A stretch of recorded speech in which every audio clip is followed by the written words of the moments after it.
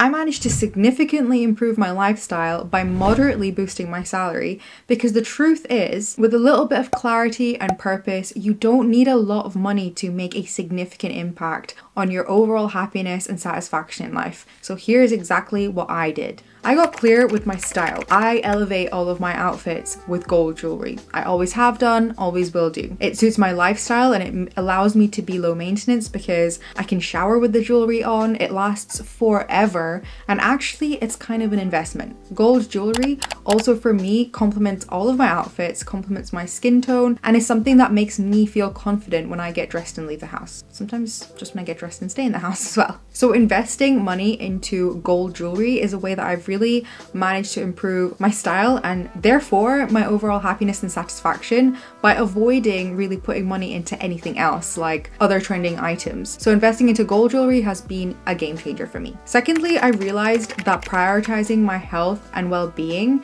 is actually going to end up making me more money. And this is a financial hot girl hack. If you invest into your healthy habits, you are way more likely to actually, first of all, stick to them, second of all, enjoy them, and third of all, reap the benefits of actually sticking to and enjoying them. In most of my videos, especially on TikTok, I highly encourage people to actually spend money on a nicer gym or maybe pay that extra fee for a gym that's closer by, because it means you're more likely to go. If you're more likely to go, you're more likely to stay consistent with your fitness habits. If you're more consistent with your fitness habits, you're more likely to boost your self-confidence, recover faster from illness, be a stronger person in general, which means mentally there are so many benefits. You're going to be more productive, you're going to be more creative because you're more productive, you're going to produce better ideas because you're creative and productive, which ultimately means your earning potential is actually a lot higher. So using a moderate increase in my salary to actually put towards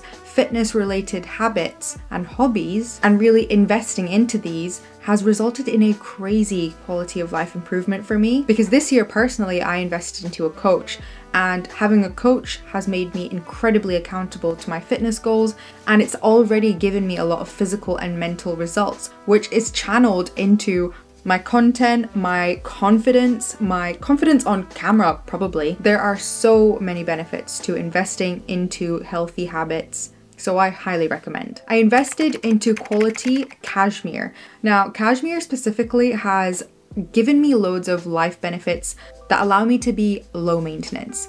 In particular, cashmere knitwear, like jumpers and stuff, and socks. Cashmere knitwear has enabled me to put together outfits in such a simple way during wintertime. I live in Scotland, so when wintertime comes, I'm cold. And having cashmere knitwear means I'm not that cold because I don't have to layer as much with my lower quality knitwear. And I essentially own less knitwear because cashmere itself lasts a lot longer and it's easier to actually keep looking neat. And it goes with way more of my clothes, and I just end up reaching for them more often because they actually keep me warm. And the same thing with socks. I reach for them more often because they actually keep me warm, and I actually learn how to wash them properly, which means they just serve a very valuable purpose in my wardrobe. Moderately increasing my income has also allowed me to budget and allocate my budget for the things that give me real joy. And things that give me real joy are, two things are travel and food. So the way I've given myself true joy by moderately boosting my income is by cutting out having to do travel maths and restaurant maths. Now, coming from a lack mindset and growing up with a lack mindset, restaurant maths was kind of toxic and it's almost debilitating because in restaurants you're mentally calculating the total bill at the end and you're unable to really just enjoy being out having a meal with whoever it is that you're out with. Whereas now I appreciate the food for what it is. I don't appreciate the food for being the cheapest thing on the menu. And the same thing with travel maths. I don't add up how much I'm spending on holidays into a big weighted amount that I'm gonna have to pay when I get back or have to pay off on my credit card. I just enjoy the experience for what it is, and I look at that monetary amount as an addition to my life, as an enhancement to my life. Like, what is that experience actually doing to me, and what can I take away from that experience, rather than just focusing on how much money I'm spending to do it.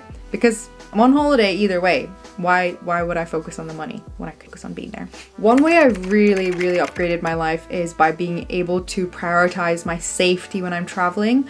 This one's a massive one. I'm able to pay and allocate money towards late night Ubers and taxis, and also pay for peak time travel. So not traveling during unsociable hours to take advantage of discounted airline rates or discounted trains. Being able to pay a higher fare to travel in daylight with other people around and just feel safe and secure, even though for women that doesn't always mean safety and security, which is another topic in itself. But being able to at least ensure that level of kind of mental safety is something I don't think I will ever take for granted, and has really increased the quality of my life. I'm also able to prioritize hobbies that just give me joy. They are just fun. I can invest into hobbies that are just fun. I don't have the pressure, the internal mental pressure, to make sure my hobbies are low cost or free, or even monetizable. Doing things for fun, for the sake of having fun, the value is incomprehensible. I hope you enjoyed this video. I think these are all things that I've essentially invested money into that helps me make less decisions. I get less decision fatigue from doing these things, from having to stop penny pinching and having that penny pinching mindset, to actually just knowing what I reach for, how I'm gonna dress, how I'm gonna get myself transported somewhere.